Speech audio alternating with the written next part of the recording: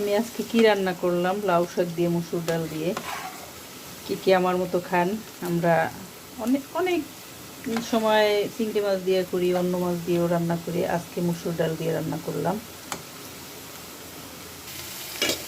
যে রান্না এখন আমি বরিশালের ভাষায় আমরা বলি বাগার দেব। এখানে দিয়েছি শুকনো মরিচ, দিয়েছি তেলের মধ্যে, আর দিয়েছি রসুন, আর দিয়েছি পেঁয়াজ। একটু বোম্বাই মরিচ দেব। বোম্বাই মরিচটা এই জায়গায় রাখছি, অল্প একটু দেব।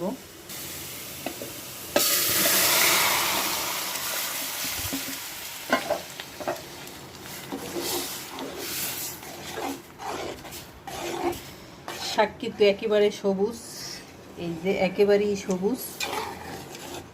আমি শাক রান্না করলে কখনোই আমার মাথায় সবসময় থাকে যে কীভাবে সবুজ রাখবো যাতে হলুদ না হয়। শাক তো শাকই, সবুজই থাকবে। বোম্বাই মরিচ কখনোই আগে দেওয়া যাবে না, বোম্বাই মরিচ দিতে হবে লাস্টে, উঠানের আগে। আগে দিলে শাকের কালার নষ্ট হয়ে যায়, সবুজ থাকে না, তাই আমি লাস্টে দিয়ে দিলাম। কেমন লাগলো আমার শাক রান্না সবার কাছে?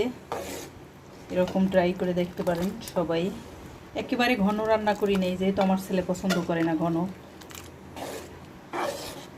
এই হলো আমার রান্না শেষ।